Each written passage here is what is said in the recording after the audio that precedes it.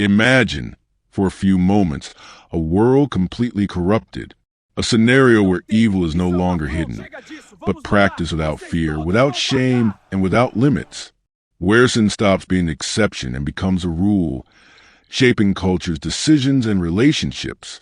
It is an environment where conscience no longer accuses, and injustice becomes normal in human eyes. It is in this dark and spiritually sick environment that the Bible presents to us one of the most impactful and disturbing stories of the Holy Scriptures. A narrative that does not romanticize sin, does not soften mistakes, and does not hide the consequences. The story of Lot is a mirror of human fragility when choices are made far from God's direction. Today, we're going to dive into a real account, recorded in the Word of God, that crossed millennia to reach us. A story that involves impulsive decisions, negative spiritual influence, divine judgment, and deep consequences. But above all, it also reveals the patience and mercy of God who insists on saving. Get ready, because the story does not speak only about the past.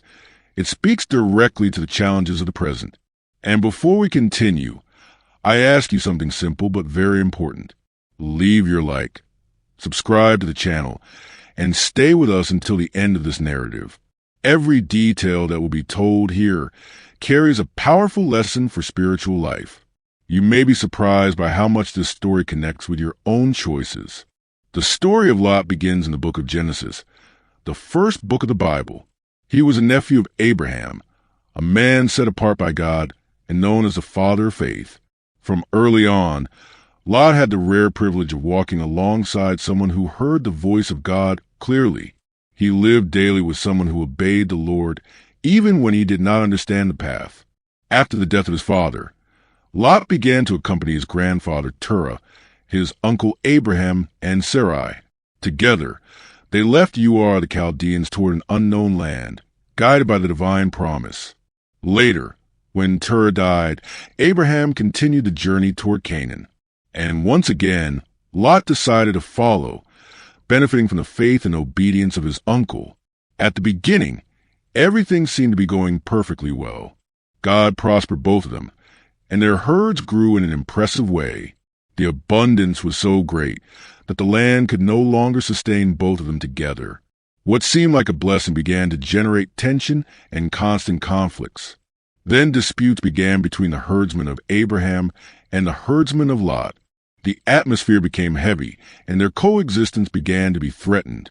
It was at this moment of crisis that the spiritual character of each one was revealed. And the Bible shows us clearly the difference between those who walk by faith and those who walk by sight. Abraham, demonstrating spiritual maturity, takes a surprising action. Even being the oldest, the leader of the family, and the bearer of the promise, he gives up the right to choose. He offers Lot the opportunity to decide first where to go. This attitude reveals someone who fully trusts that God is the one who sustains the future. Without praying, without consulting God, and without thinking about the spiritual consequences, he chooses that region. It was a decision guided by what seemed advantageous, not by what was right. Even knowing this, Lot moves closer. First, he pitches his tents near Sodom, keeping a certain distance. Later, he begins to live inside the city.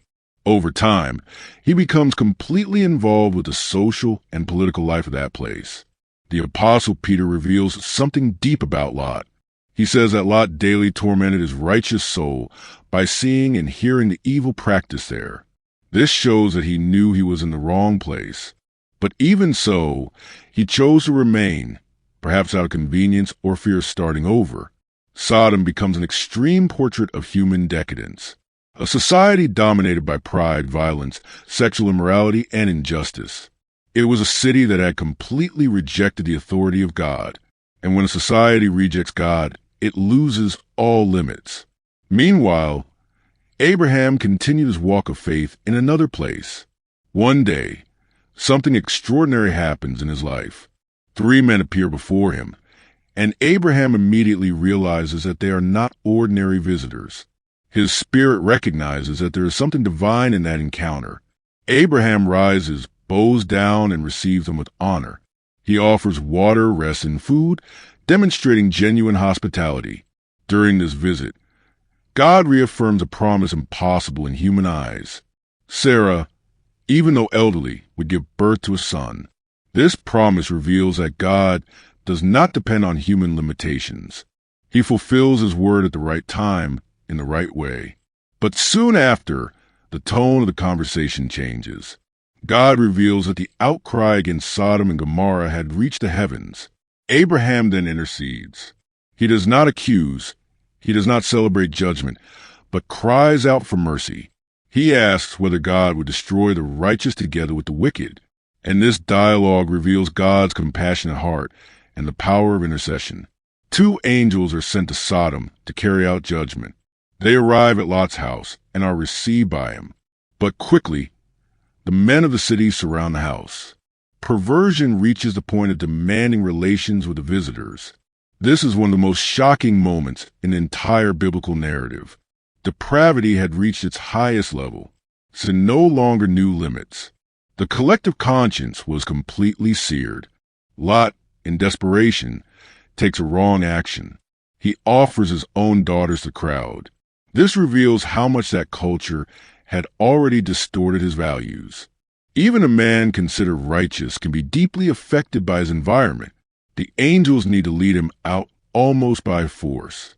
This shows how much his heart was still attached to that city. During the escape, a clear command is given. They were not to look back. Lot's wife, however, disobeys. Her heart was still in Sodom. She looks back and becomes a pillar of salt, an eternal symbol of the danger of loving what God commands us to leave behind. Sodom and Gomorrah are destroyed by fire and brimstone. An entire civilization disappears in a matter of moments. God's judgment is manifested in a definitive way. But even so, mercy saved Lot. However, Lot did not come out unscathed. He lost his wife, he lost his possessions, he lost stability, and he takes refuge in a cave with his 2 daughters. There, fear and insecurity take over. In that environment of isolation, the final tragic episode occurs.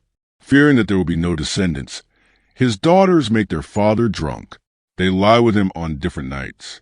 And from this sin are born Moab and Ben-Ammi.